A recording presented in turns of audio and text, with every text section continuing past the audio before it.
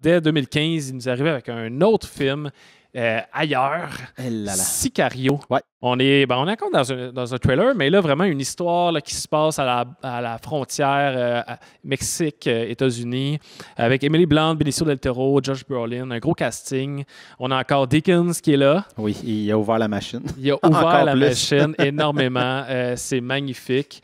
Et voilà. Donc, c'est l'histoire d'Emily Blunt qui est une policière du FBI ou... Ouais, au FBI. Et donc, elle est seule, elle n'a pas de vie familiale nécessairement, elle est très investie dans son travail. Puis justement, elle, c'est un peu son quotidien là, d'arriver puis de surprendre des dealers de drogue. Puis de... Ouais, mais au début, elle est plus dans le. Pas dealer, mais plus dans les enlèvements, disparitions. Là, exact. C'est plus là-dessus. Donc, elle va embarquer dans l'espèce dans un projet, dans une task force là, qui veut vraiment. Ouais, qui réunit plein de niveaux, comme C'est CIA, FBI. Ils se mettent tout ensemble.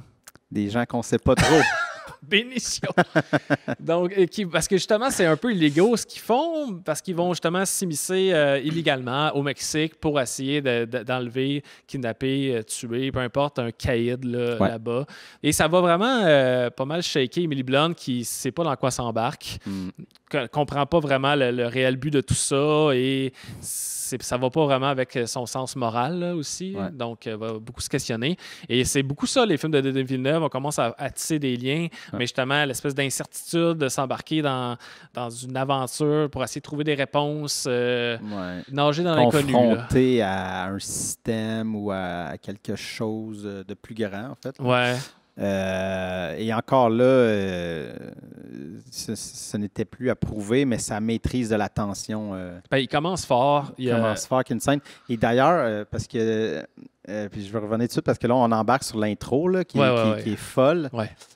Mais c'était pas l'intro originale, semble-t-il, parce que Deakins a reçu Denis Villeneuve à son podcast. Puis il disait j'ai hâte de te reparler parce que. Tu sais, Deakins, c'est la vie d'un DOP, d'un gars d'image. On fait des scènes, on fait des trucs, puis après ça, quand c'est au montage, nous autres, on n'est plus là. Puis là, on voit le film, puis c'est comme. Ah ouais, OK. C'était pas ça l'intro. Puis il dit au début, parce qu'il dit ce qui a été coupé, puis elle n'est pas dans le film pantoute.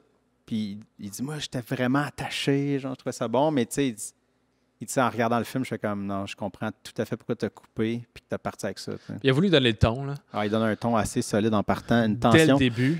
Puis il y a de l'action, évidemment, dans ce film-là, mais après, ça prend un bon bout avant qu'il y en ait. C'est comme si, en entrevue, il disait je voulais saisir dès le début, pour comme ça, vous pouvez savoir que ça peut arriver à tout moment après ça, puis on va jouer sur cette attente-là.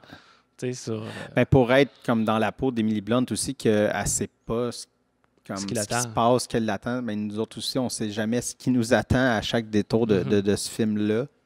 Des belles twists. Encore là, parce qu'il fait, vu qu'il touche aux gens, tout ça, mais c'est un truc, je pense, en tout cas, que je vois pas tant, mais qu'on parle pas tant de Villeneuve, mais que sa direction d'acteur. Ouais. Parce que surtout ce film-là, c'est pas un truc dramatique, mais c'est tout le temps dans une espèce de sobriété tellement efficace et forte.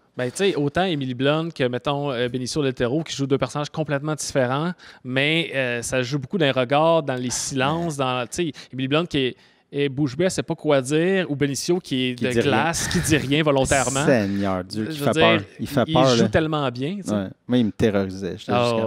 Qu'est-ce qu'il fait là? C'est pour qui est là? Il est tout le temps là, en tout cas. Mais moi, il me terrorise même quand il est en conférence de presse. Fait que je regardais des trucs. Quand il est au nœud puis il parle pas, il a l'air de tous ses personnages. Quand il parle, il fait des jokes. Là. Mais la caméra de Deakins, il y a encore... Tu vois qu'ils ont vraiment formé un lien, lui et Denis Villeneuve. Puis Denis le laisse faire un peu plus, peut-être, ou qu'ils se comprennent mieux. Liberté, Mais il raconte tellement, c'est comme, il raconte tellement que sa caméra, juste vers la fin, quand Emily Blunt est dans son appartement, l'espèce d'épilogue. Benicio qui la rend visite. Oui, puis mais tout est comme délavé. T'sais, elle est habillée comme blanc, délavé, quasiment la couleur des murs est blanche et comme un fantôme complètement vidé de ce qui s'est passé. Et Benicio arrive, il est dans le noir, il est comme... on voit une partie de son œil. Et puis là, quand il veut faire signer le papier, je ne sais pas si tu as remarqué, mais c'est un champ contre champ. Fait qu'elle est comme toute blanc. Lui est noir. Puis là, au début, il est comme cool, mais là, il est comme en état de choc. Mais tu sais, quand il veut juste comme mettre un peu de pression, il s'avance, puis là, son cadre, lui, il arrive du noir, puis il fait juste comme s'imposer dessus, puis juste comme yo, tu sais, ça. c'est super bien fait, là, encore une fois. Ouais, ben tu sais, tourner dans un désert, moi, ça. Ben, c'est pas un désert, mais c'est du sable, c'est du beige. C'est son retour au désert. Son retour. T'es juste moins blanc que dans un 32 août. Ouais, ok, tu parles de Denis. Ouais, non, c'est ça. Ouais. Mais justement, je trouve ça c'est comme un défi, j'ai l'impression, que de faire de quoi avec quelque chose d'aussi terne, tu sais. Ouais. Puis surtout un film d'action, tu sais, où il y a des scènes sombres, mais ça se passe beaucoup dans le jour, tu sais. Mettons, la scène dans le trafic, là. Ah, ben la scène. Tu sais, la scène dans le trafic, je veux dire, c'est peu commun quand même, là. C'est super clair. Puis là, tu as une tension pareille, des coups qui arrivent de partout. C'est vraiment ça le gros stress dans une situation que tu n'es pas habitué de voir là, dans une scène d'action, tu sais. Oui, tout à fait. Puis vers la fin, ben, la night vision aussi, c'est quand même bon de le mentionner.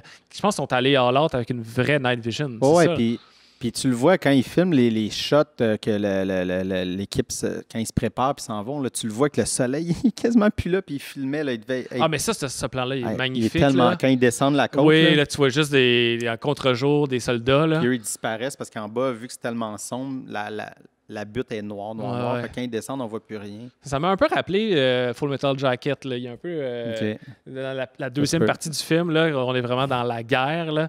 Tu as beaucoup dans cette lumière-là, ou du moins complètement sombre, mais avec des explosions puis du feu qui font en sorte que les personnages sont contre-jour.